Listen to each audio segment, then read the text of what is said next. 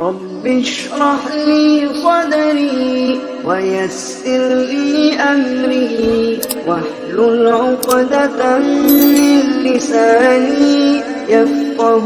قولي رب اشرح لي صدري ويسر لي أمري.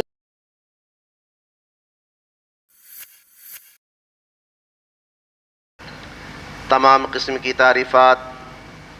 ہر طرح کی حمد و ثنا، بزرگی اور بڑائی اس اللہ تبارک و تعالی کے لیے لائق اور زیبا ہے جو ہمارا مالک ہے، خالق ہے، رازق ہے۔ سب سے بہترین بات اللہ تبارک و تعالی کی بات یعنی قرآن مجید ہے۔ سب سے بہترین راستہ اللہ کے نبی جناب محمد اکرم صلی اللہ علیہ وسلم کا بتایا ہوا راستہ ہے۔ دین میں نکالی ہوئی ہر نئی بات بدعت ہے، ہر بدعت گمراہی ہے، اور گمراہوں کا انجام جہنم کی دہکتی ہوئی آگ میں ہوگا۔ اس کے بعد بے شمار درود و سلام ہوں اس ہستی اقدس و مقدس پر جن کا نام نامی اسم گرامی محمد اکرم صلی اللہ علیہ وسلم ہے۔ محترم حضرات، نوجوان ساتھیوں، عزیز بچوں، میری آواز کو سننے والی پردہ نشین ماؤں اور بہنوں، آج کے اس خطبہ جمعہ میں حضرت عثمان ابن عفان رضی اللہ عنہ کی زندگی کا چوتھا حصہ لے کر حاضر ہوا ہوں۔ گزشتہ خطبہ جمعہ میں ہم نے یہ جانا کہ حضرت عثمان ابن عفان رضی اللہ عنہ کے حصے میں خلافت کیسے آئی۔ حضرت عبد الرحمن بن عوف رضی اللہ عنہ نے لوگوں سے مشورہ کیا اور اکثریت رائے پر عمل کرتے ہوئے حضرت عثمان ابن عفان رضی اللہ عنہ کو خلیفۃ المسلمین بنا دیا گیا۔ سب سے پہلے عبد الرحمن بن عوف رضی اللہ عنہ نے حضرت عثمان ابن عفان رضی اللہ عنہ کے ہاتھ پر بیعت کیا، اور اس کے بعد بعض روایتوں سے یہ ثبوت ملتا ہے کہ ان کے بعد حضرت علی بن ابی طالب رضی اللہ عنہ نے بیعت کی۔ پھر جو ٹیم جو شورا بنائی گئی تھی ان لوگوں نے بیعت کی، پھر کبار صحابہ اور سپہ سالار اور مدینہ میں موجود جتنے بھی صحابہ کرام رضوان اللہ علیہم اجمعین تھے، تمام کے تمام صحابہ کرام رضوان اللہ علیہم اجمعین نے حضرت عثمان ابن عفان رضی اللہ عنہ کے ہاتھ پر بیعت کی۔ میرے اسلامی بھائیوں، اجماع صحابہ ہے حضرت عثمان ابن عفان رضی اللہ عنہ کی خلافت پر اکثریت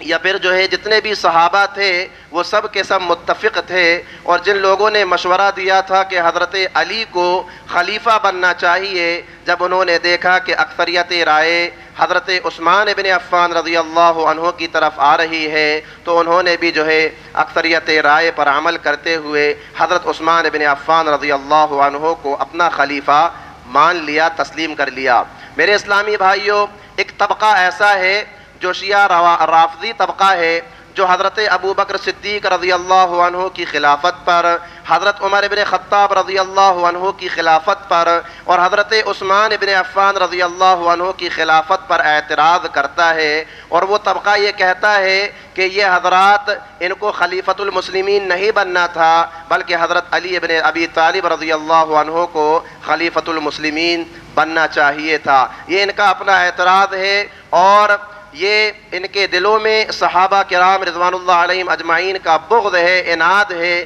کہ جس کی وجہ سے وہ اس طرح کا اعتراض کرتے ہیں۔ حضرت ابو بکر صدیق رضی اللہ عنہ اور حضرت عمر ابن خطاب رضی اللہ عنہ کے بعد عثمان ابن عفان رضی اللہ عنہ ہی خلافت کے مستحق تھے۔ پیارے نبی جناب محمد اکرم صلی اللہ علیہ وسلم کے اشارے آپ صلی اللہ علیہ وسلم کے بعد حضرت ابو بکر صدیق رضی اللہ عنہ کے تعلق سے جس طرح سے ملتے ہیں اور حضرت عمر ابن خطاب رضی اللہ عنہ کے تعلق سے ملتے ہیں، بالکل ایسے ہی پیارے نبی جناب محمد اکرم صلی اللہ علیہ وسلم نے حضرت عثمان ابن عفان رضی اللہ عنہ کی خلافت کی جانب بھی جو ہے بہت سارے مقامات پر اشارے کیے ہیں۔ ابو موسیٰ اشعری رضی اللہ عنہ کی وہ حدیث جو گزشتہ خطبہ جمعہ میں آپ حضرات کے سامنے بیان کی گئی تھی، کہ جس میں یہ بتایا گیا تھا کہ اللہ کے نبی ایک باغ میں بیٹھے ہوئے تھے اور کنویں میں اپنے پیروں کو لٹکائے ہوئے تھے۔ حضرت ابو موسیٰ اشعری رضی اللہ عنہ دروازے کے سامنے کھڑے ہو گئے، دروازے کو بند کر دیا۔ حضرت ابو بکر آئے، اس کے بعد حضرت عمر ابن خطاب رضی اللہ عنہ آئے۔ ابو موسیٰ اشعری رضی اللہ عنہ نے اللہ کے نبی سے اجازت مانگی۔ اللہ کے نبی نے اجازت دیتے ہوئے یہ کہا افتح لہ بابا وبشرہ بالجنہ، کہ جاؤ جا کر کے دروازہ کھول دو اور ان کو جنت کی بشارت سنا دو۔ تو حضرت ابو بکر آئے، ان کو حضرت ابو موسیٰ اشعری رضی اللہ عنہ نے جنت کی بشارت سنائی۔ پھر حضرت عمر ابن خطاب رضی اللہ عنہ آئے، ان کو بھی جنت کی بشارت سنائی۔ اس کے بعد حضرت عثمان ابن عفان رضی اللہ عنہ آئے، تو انہیں بھی حضرت ابو موسیٰ اشعری رضی اللہ عنہ نے جنت کی بشارت سناتے ہوئے کہا کہ پیارے نبی نے کہا ہے کہ تمہیں جنت تو ملے گی لیکن مصیبتوں کو جھیلنے کے بعد، تکلیفوں کو جھیلنے کے بعد۔ میرے اسلامی بھائیوں، اہل علم اس حدیث کے اندر ان تینوں کی ترتیب خلافت کی طرف اشارہ کرتے ہیں کہ یہ ایک کے بعد ایک کا آنا ترتیب کے ساتھ جو ہے یہ ان کی خلافت کی طرف اشارہ ہے، اور اس حدیث میں اس آزمائش کی خبر بھی ہے جو حضرت عثمان ابن عفان رضی اللہ عنہ کو لاحق ہونے والی تھی۔ ایک اور حدیث ہے جو سنن ابو داؤد کے اندر موجود ہے۔ حضرت جابر بن عبداللہ رضی اللہ عنہ بیان کرتے ہیں کہ اللہ کے نبی جناب محمد اکرم صلی اللہ علیہ وسلم نے فرمایا کہ رات ایک شخص نے خواب دیکھا، اور خواب میں اس نے یہ دیکھا کہ حضرت ابو بکر صدیق رضی اللہ عنہ ملائے گئے رسول اللہ صلی اللہ علیہ وسلم سے، اور حضرت عمر ابن خطاب رضی اللہ عنہ ملائے گئے حضرت ابو بکر صدیق رضی اللہ عنہ سے، اور حضرت عثمان ابن عفان رضی اللہ عنہ ملائے گئے حضرت عمر ابن خطاب رضی اللہ عنہ سے۔ یہ خواب پیارے نبی جناب محمد اکرم صلی اللہ علیہ وسلم نے حضرت جابر ابن عبداللہ رضی اللہ عنہ کو بیان کیا، اور بھی صحابہ وہاں موجود تھے۔ جب یہ لوگ اللہ کے نبی سے ملاقات کر کے واپس آئے تو حضرت جابر ابن عبداللہ رضی اللہ عنہ کہتے ہیں کہ پیارے نبی نے جو خواب بتایا اور اس میں جس نیک شخص کا تذکرہ کیا، اس سے مراد پیارے نبی جناب محمد اکرم صلی اللہ علیہ وسلم کی شخصیت ہے، اور بعد کے بعض سے ملائے جانے سے مراد دین کے والیان ہیں جو جن کے ساتھ پیارے نبی جناب محمد اکرم صلی اللہ علیہ وسلم کو مبعوث کیا گیا۔ تو میرے اسلامی بھائیوں، اس حدیث میں بھی پیارے نبی جناب محمد اکرم صلی اللہ علیہ وسلم کے بعد حضرت ابو بکر کی خلافت کی جانب اشارہ، اور حضرت ابو بکر کے بعد حضرت عمر ابن خطاب رضی اللہ عنہ کی خلافت کی جانب اشارہ، اور حضرت عمر ابن خطاب رضی اللہ عنہ کے بعد حضرت عثمان ابن عفان رضی اللہ عنہ کی خلافت کی جانب اشارہ ہے۔ اسی طرح سے ایک اور حدیث جو مستدرک حاکم کے اندر موجود ہے، حضرت ابو ہریرہ رضی اللہ عنہ بیان کرتے ہیں کہ میں نے پیارے نبی جناب محمد اکرم صلی اللہ علیہ وسلم کو یہ فرماتے ہوئے سنا کہ ان قریب فتنہ اور اختلاف ہوگا، یا اختلاف اور فتنہ ہوگا۔ اللہ کے نبی جناب محمد اکرم صلی اللہ علیہ وسلم نے جب یہ حدیث بیان کی، حضرت ابو ہریرہ رضی اللہ عنہ کہتے ہیں کہ ہم نے عرض کیا یا رسول اللہ، جب یہ اختلاف اور فتنہ ظاہر ہوگا تو اس وقت ہمیں کیا کرنا چاہیے، آپ کا کیا حکم ہے؟ اللہ کے نبی جناب محمد اکرم صلی اللہ علیہ وسلم نے حضرت عثمان ابن عفان رضی اللہ عنہ کی جانب اشارہ کرتے ہوئے کہا کہ تم امین اور اس کے ساتھیوں کو لازم پکڑ لینا۔ تو میرے اسلامی بھائیوں، اس حدیث میں بھی حضرت عثمان ابن عفان رضی اللہ عنہ کی خلافت کی جانب اشارہ ہے، کیونکہ پیارے نبی جناب محمد اکرم صلی اللہ علیہ وسلم نے ان کو لازم پکڑنے کا حکم دیا اور ان کے ساتھ رہنے کی رہنمائی بیان کی، اور خبردار کیا، آگاہ کیا کہ جب فتنہ ظاہر ہوگا، جب اختلاف ظاہر ہوگا تو حق امیر المؤمنین حضرت عثمان ابن عفان رضی اللہ عنہ کے ساتھ ہوگا۔ لہذا تم اس موقع پر اگر فتنے سے بچنا چاہتے ہو، اختلاف سے بچنا چاہتے ہو، تو امیر المؤمنین عثمان ابن عفان رضی اللہ عنہ کے ہاتھ کو اور ان کے ساتھیوں کے ہاتھ کو مضبوطی سے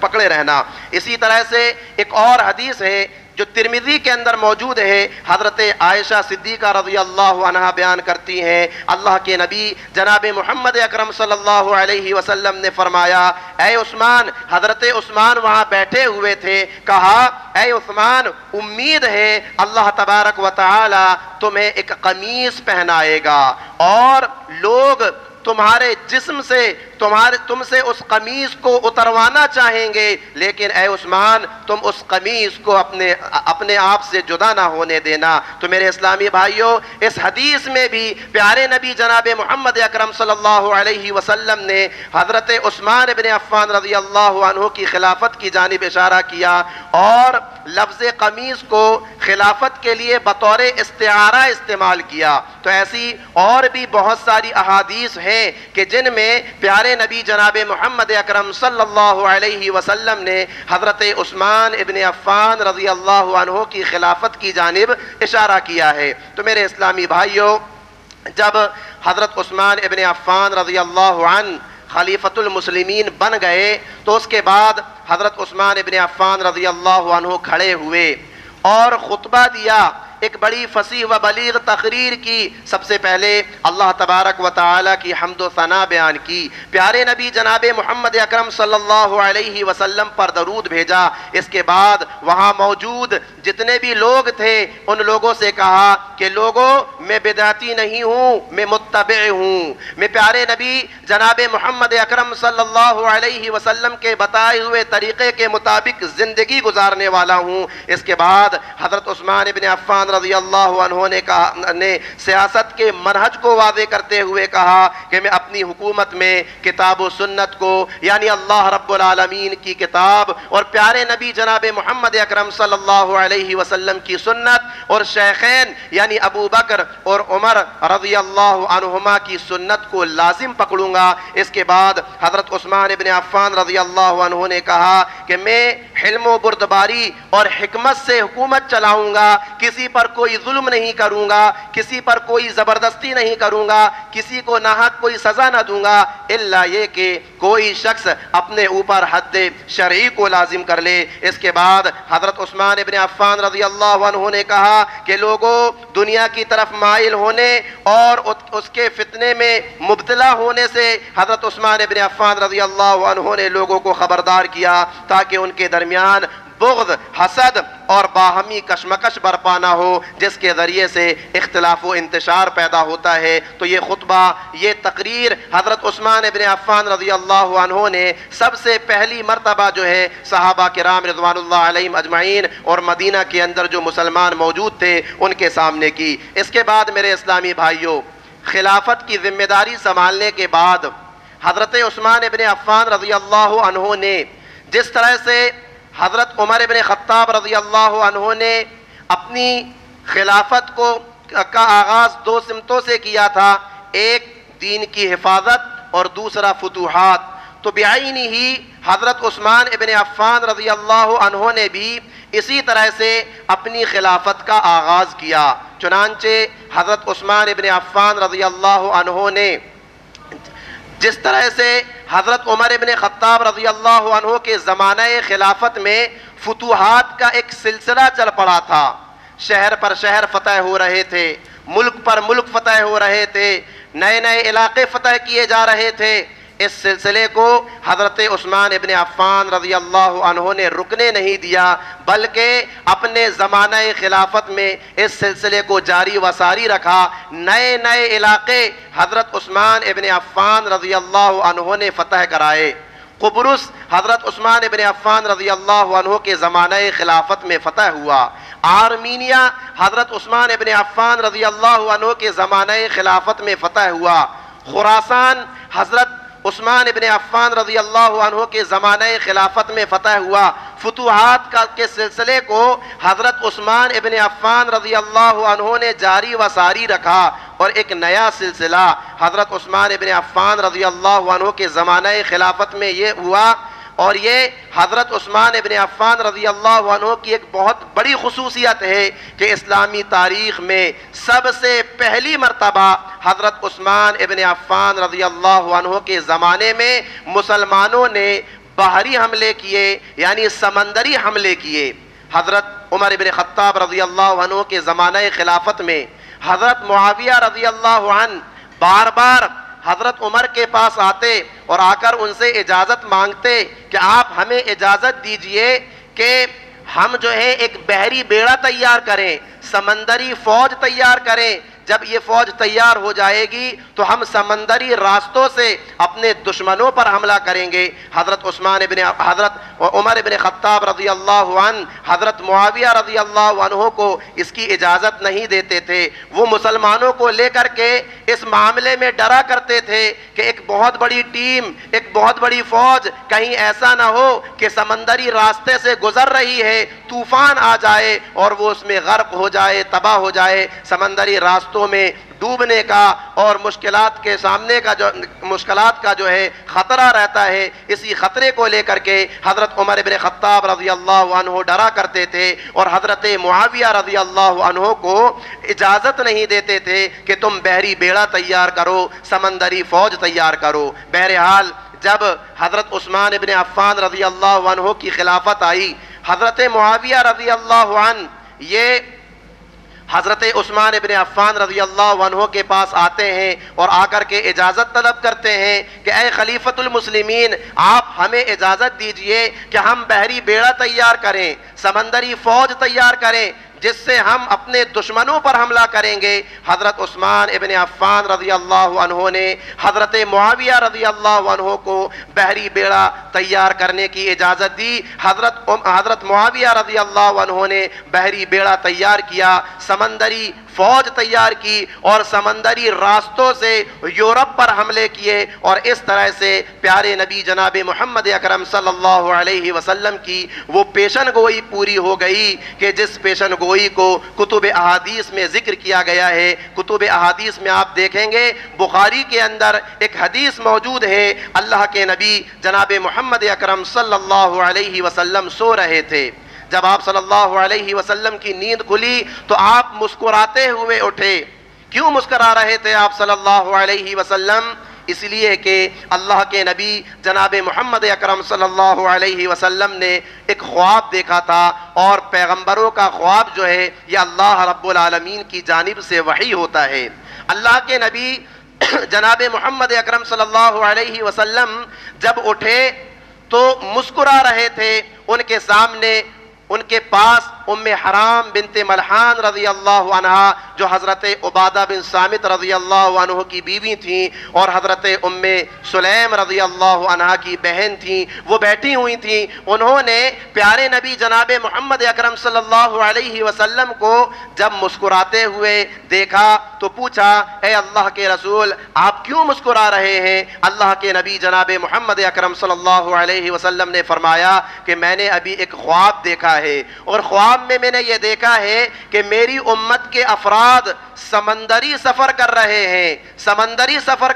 ہیں اور کشتی میں بڑی شان و شوکت کے ساتھ بیٹھے ہوئے ہیں، اور اس شان و شوکت کے ساتھ بیٹھے ہوئے ہیں جس شان و شوکت کے ساتھ ایک بادشاہ اپنے تخت پر بیٹھتا ہے۔ پیارے نبی جناب محمد اکرم صلی اللہ علیہ وسلم نے کہا، میں نے اپنی امت کے لوگوں کو خواب کی حالت میں جب اس طرح سے دیکھا، مجھے بہت زیادہ خوشی ہوئی اور میرے چہرے پر مسکراہٹ آ گئی۔ حضرت ام حرام بنت ملحان رضی اللہ عنہ کہتی ہیں، یا رسول اللہ ادعو اللہ ان یجعلنی منہم، اے اللہ کے رسول آپ دعا کر دیجئے کہ جس بحری بیڑے کو، جس سمندری لشکر کو آپ نے خواب کی حالت میں دیکھا ہے، جو اللہ کے راستے میں جہاد کرنے کے لیے نکلا ہے، آپ اللہ تبارک و تعالی سے دعا کر دیجئے کہ اللہ رب العالمین مجھے اس سمندری فوج میں شریک کر دے، شامل کر دے۔ اللہ کے نبی جناب محمد اکرم صلی اللہ علیہ وسلم نے فرمایا،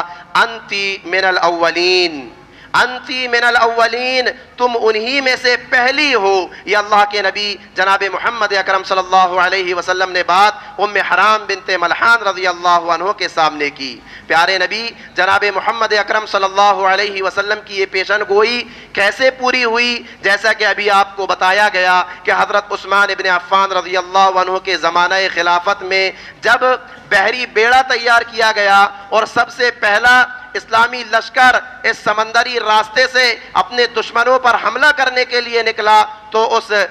اسلامی فوج میں حضرت عبادہ بن صامت رضی اللہ عنہ بھی تھے، جن کی بیوی ام حرام بنت ملحان رضی اللہ عنہا تھیں۔ حضرت عبادہ بن صامت رضی اللہ عنہ نے اپنی بیوی کو اس سمندری سفر میں ساتھ رکھ لیا تھا۔ پیارے نبی جناب محمد اکرم صلی اللہ علیہ وسلم نے جو یہ بات بیان فرمائی تھی کہ انتی من الاولین، کہ تم ان میں سب سے پہلی ہو، یعنی جو لوگ شہید ہوں گے، اللہ کے راستے میں اپنی جان کو قربان کرنے والے ہوں گے، ان میں تمہارا نام سب سے پہلے آئے گا۔ لہذا یہ سمندری بیڑا، یہ سمندری فوج، یہ بحری فوج جب قبرص جو کہ یورپ کا ایک مشہور و معروف علاقہ ہے وہاں پہنچی تو یہ لوگ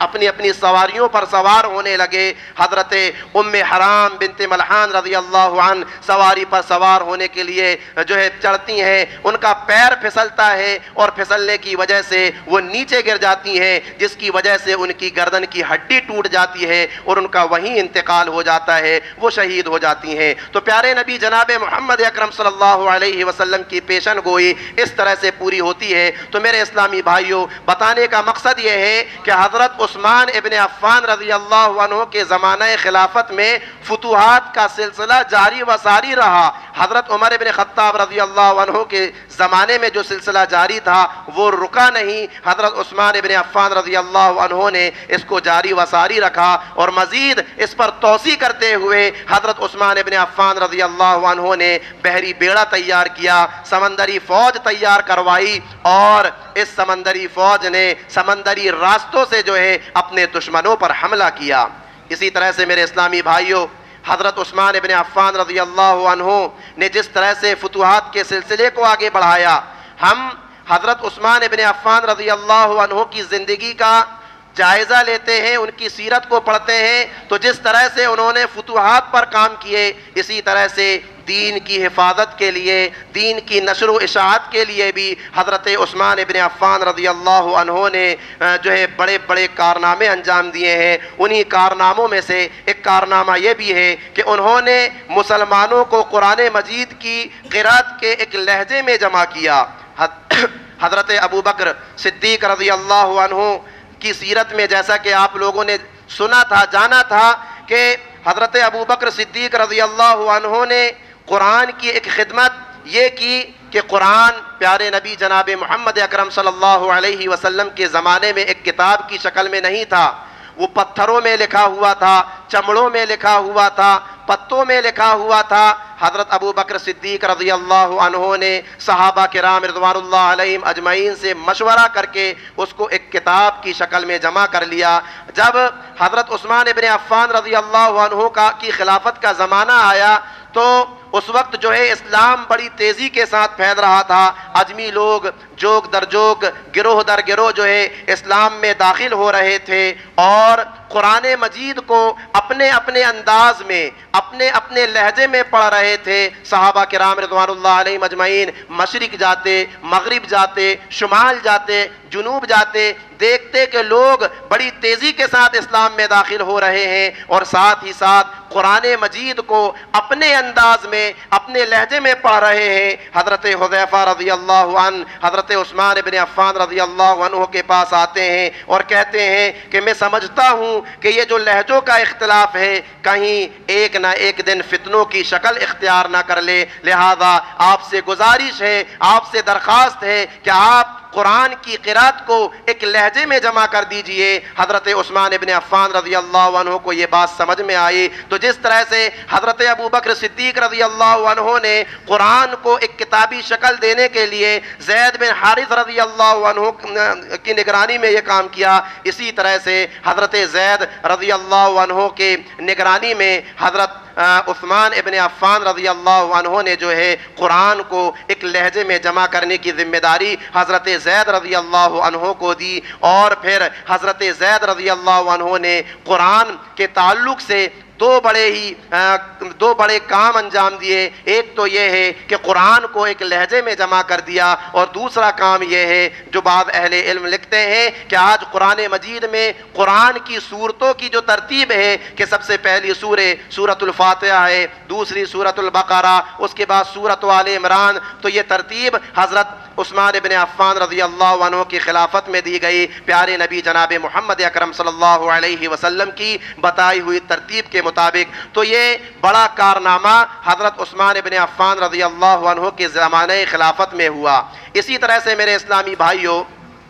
حضرت عثمان ابن عفان رضی اللہ عنہ کے زمانہ خلافت میں ایک بڑا کارنامہ انہوں نے یہ بھی انجام دیا کہ مسجد نبوی جو پیارے نبی جناب محمد اکرم صلی اللہ علیہ وسلم کی زندگی میں جب اس کو بنایا گیا تھا تو اس کے ستون کھجور کے درخت کے تھے اور اس کی چھتیں جو ہیں کھجور کے پتوں کی تھیں. حضرت عثمان ابن عفان رضی اللہ عنہ کے زمانہ خلافت میں مسجد نبوی جو ہے خستہ حال ہو گئی، اور مسلمانوں کی تعداد میں اضافہ ہونے کی وجہ سے وہ مسجد چھوٹی پڑنے لگی. تو حضرت عثمان ابن عفان رضی اللہ عنہ نے مسجد نبوی سے جو لگی ہوئی جگہ تھی اس جگہ کو خرید کر مسجد نبوی میں اللہ رب العالمین کی رضا کے خاطر اس کو وقف کر دیا. اور صرف اتنا ہی نہیں کیا بلکہ مسجد نبوی کو از سر نو تعمیر کرایا، پتھروں کے جو ہے ستون لگوائے، اور چھت میں ایک ایسی چیز لگائی جو بڑی ہی خاص قسم کی تھی. سردی کے موسم میں وہ گرمی کا احساس کرایا کرتی تھی، اور گرمی کے موسم میں وہ سردی کا احساس کرایا کرتی تھی. اور بڑی شاندار انداز میں بڑے خوبصورت طریقے سے مسجد نبوی کو جو ہے انہوں نے بنوایا، اور اس قدر شاندار انداز میں بنایا کہ بعض صحابہ کرام رضوان اللہ علیہم اجمعین حضرت عثمان ابن عفان رضی اللہ عنہ پر اعتراض کرنے لگے. اور ان کا اعتراض بھی بجا تھا، کیونکہ پیارے نبی جناب محمد اکرم صلی اللہ علیہ وسلم کی یہ حدیث ہے کہ مسجد کو سادے انداز میں بنانا چاہیے، اس میں نقش و نگار، اس کو سجانا، اس کو سنوارنا، یہ انداز جو ہے مسجدوں میں نہیں ہونا چاہیے. اس لیے کہ ایک نمازی جب مسجد میں آئے تو اس کا پورا دھیان اللہ رب العالمین کی عبادت میں ہو. مسجد کو اگر بنایا جائے گا، اس کو سنوارا جائے گا، اس میں نقش و نگار کیے جائیں گے، تو ایک نمازی کا دھیان اللہ رب العالمین کی عبادت سے ہٹ کر جو ہے ان نقش و نگار کی جانب ہو جائے گا. بہرحال صحابہ کرام رضوان اللہ علیہم اجمعین میں سے بعض صحابہ ایسے تھے جنہوں نے اعتراض کیا، تو حضرت عثمان ابن عفان رضی اللہ عنہ ان کو یہ جواب دیا کرتے تھے، من بنا للہ مسجدا بنا اللہ لہ بیتا فی الجنہ، کہ پیارے نبی جناب محمد اکرم صلی اللہ علیہ وسلم کا یہ فرمان ہے کہ دنیاوی زندگی میں جس نے بھی اللہ رب العالمین کی رضا کی خاطر مسجد بنائی تو ویسا ہی گھر اللہ رب العالمین اس کے لیے جنت میں بنائے گا. تو وہ اس سے استدلال کرتے تھے کہ دیکھو میں اگر مسجد کو بہتر انداز میں بناؤں گا، اچھے طریقے سے بناؤں گا، تو جنت میں بھی اللہ رب العالمین میرا گھر ویسے ہی بنائے گا. یہ حضرت عثمان ابن عفان رضی اللہ عنہ کا اجتہاد تھا، ورنہ مسجد جو ہے زیادہ نقش و نگار والی نہیں ہونا چاہیے، ایسی اس میں ڈیزائن نہیں ہونا چاہیے کہ جس سے نمازیوں کا ذہن بھٹکے. تو یہ حضرت عثمان ابن عفان رضی اللہ عنہ کا اجتہاد تھا.